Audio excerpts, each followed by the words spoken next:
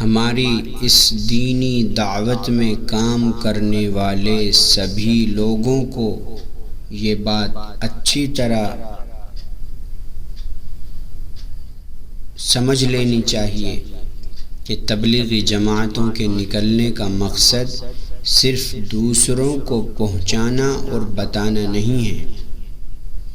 بلکہ اس کے ذریعے سے اپنی اصلاح، اپنی تعلیم و تربیت بھی مقصود ہے۔ لہٰذا نکلنے کے زمانے میں علم اور ذکر میں مشغولیت کا بہت زیادہ اہتمام کیا جائے۔ علم دین اور ذکر اللہ کے اہتمام کے بغیر نکلنا کچھ بھی نہیں ہے، نکلنے کا کوئی فائدہ نہیں۔ اور پھر یہ بھی ضروری ہے کہ علم اور ذکر میں مشغولیت اس راہ کے اپنے بڑوں سے وابستگی رکھتے ہوئے اور ان کے زیر ہدایت اور ان کی نگرانی میں ہونی چاہیے۔ انبیاء علیہ السلام کا علم اور ذکر اللہ تعالیٰ کے زیر ہدایت تھا۔ صحابہ کرام حضور پاک علیہ السلام سے علم سیکھتے تھے، آپ کی نگرانی میں ذکر کرتے تھے، اور حضور پاک علیہ السلام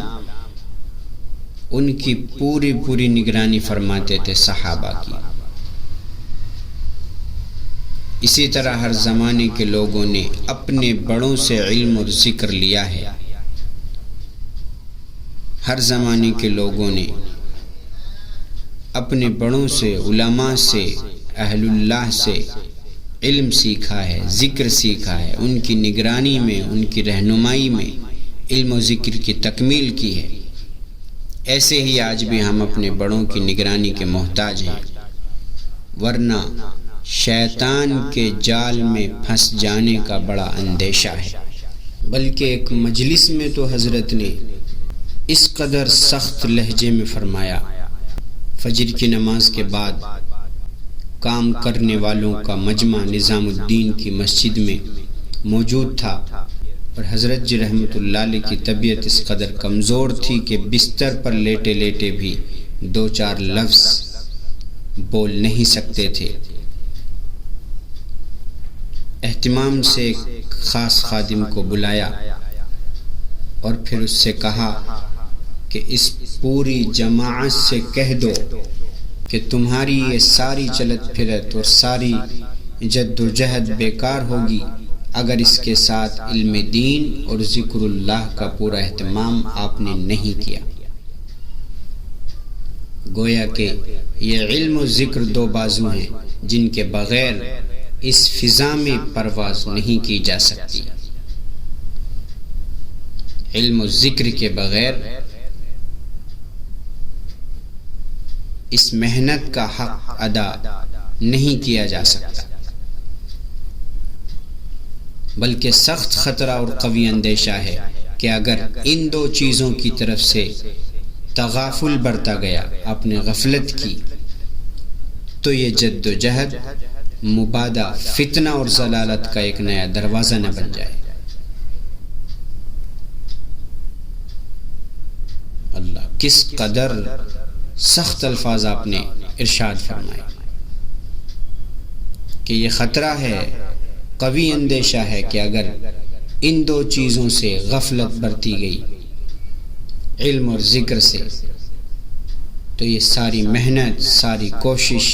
کہیں فتنہ اور ضلالت کا ایک نیا دروازہ نہ بن جائے۔ دین کا اگر علم ہی نہ ہو تو اسلام اور ایمان محض رسمی اور اسمی ہیں، صرف رسم ہیں، صرف نام کا ایمان اور اسلام ہے،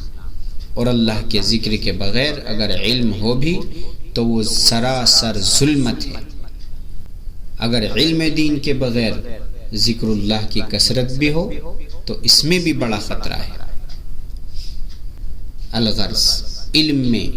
نور ذکر سے آتا ہے، اور بغیر علم دین کے ذکر کے حقیقی برکات اور ثمرات حاصل نہیں ہوتے، بلکہ بسا اوقات ایسے جاہل صوفیوں کو شیطان اپنا اعلی کار بنا لیتا ہے۔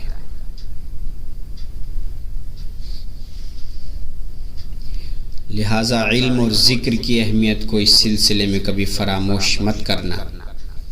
اور اس کا ہمیشہ خاص اہتمام رکھنا۔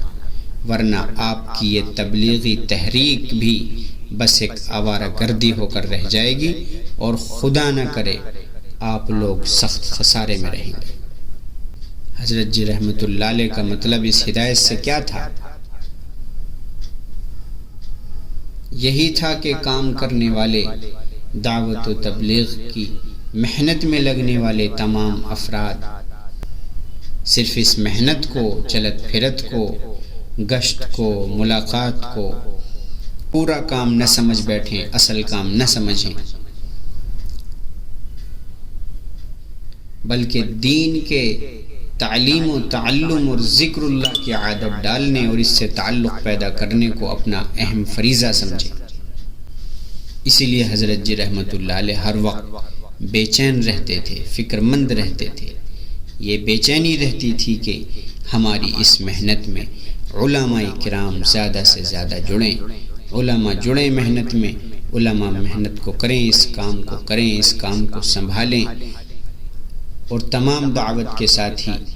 اپنے بزرگوں سے، اہل اللہ سے، علماء سے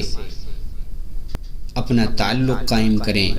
اہل اللہ کی نگرانی میں، علماء صلحاء کی نگرانی میں کام کو کریں۔ یہ حضرت جی رحمت اللہ علیہ کی ہر وقت کی فکر اور بے چینی رہتی تھی۔ لیکن آج مسجد وار جماعت کے ساتھی، تبلیغی جماعت میں جڑے ہوئے ساتھی، سمجھدار پرانے ساتھی علماء سے، اہل اللہ سے ان کی دوری کو دیکھا جاتا ہے تو محسوس ہوتا ہے کہ آج علماء کی اور اہل اللہ کی اس جماعت کو ضرورت ہے ہی نہیں، جو کہ حضرت جی رحمت اللہ علیہ کی منشا کے بالکل خلاف ہے۔ آپ ترغیب دیتے تھے، کام کرنے والوں کو سمجھاتے تھے کہ علماء کی خوشامدیں کریں، جا کر کے جہاں جماعت پہنچے وہاں کے مقامی علماء سے ملاقات کریں، رابطہ کریں، ان کی خوشامد کریں اور ان کے پاس درخواست لے کر کے جائیں کہ وہ آپ کا ساتھ دیں۔ کام کرنے والے ساتھیوں کو سمجھاتے تھے کہ علماء سے کہنا کہ ان تبلیغی جماعتوں کی چلت پھرت اور محنت اور کوشش سے عوام میں دین کی صرف طلب ہی پیدا ہو سکتی ہے، اور ان کو دین سیکھنے پر آمادہ کیا جا سکتا ہے، تیار کیا جا سکتا ہے۔ آگے دین کی تعلیم و تربیت کا کام علماء اور صلحاء کی توجہ سے ہی ہو سکتا ہے۔ اس لیے آپ حضرات کی توجہ کی بہت زیادہ ضرورت ہے، آپ ہمارا ساتھ دیں۔ حضرت مولانا منظور صاحب نعمانی رحمت اللہ علیہ نے لکھا ہے کہ ایک مرتبہ میں حضرت جی رحمت اللہ علیہ کی خدمت میں پہنچا، بنگلے والی مسجد میں نظام الدین میں حضرت جی رحمت اللہ علیہ کی خدمت میں پہنچا۔ اس وقت میں حضرت جی بہت زیادہ بیمار تھے، کئی دنوں سے کھانا پینا بھی بند تھا، کھا پی نہیں رہے تھے کچھ، ضعف کا یہ عالم تھا، کمزوری اس قدر تھی کہ اگر کھڑے ہو جاتے تو ٹانگیں لرزنے لگتی تھی۔ جب حاضر خدمت ہوا اور سلام کے بعد مسافے کے لیے ہاتھ بڑھایا تو بجائے مسافہ فرمانے کے بستر سے اٹھ کر میرے دونوں ہاتھ پکڑ کے حضرت کھڑے ہو گئے۔ میں نے اصرار کیا، میں نے کہا حضرت آپ آرام فرمائیں، آپ کی طبیعت ناساز ہے، آپ کمزور ہیں۔ فرمایا کچھ نہیں ہے، بس تم ہی لوگوں کا بیمار ڈالا ہوا، تم ہی لوگوں کی وجہ سے بیمار ہوں، تمہارا ہی ستایا ہوا ہوں، تم آ جاؤ دین کا کام کرنے لگو تو میں بھی اچھا ہو جاؤں گا۔ اور اس وقت تک میرے ہاتھ حضرت جی رحمت اللہ علیہ نے نہیں چھوڑے جب تک میں نے یہ وعدہ نہ کر لیا کہ انشاءاللہ میں آؤں گا اور ضرور وقت دوں گا۔ ویڈیو کے نیچے سبسکرائب کے بٹن پر کلک کریں، بیل کے آئیکن پر کلک کیجئے تاکہ ہر نئی ویڈیو کی نوٹیفیکیشن آپ کو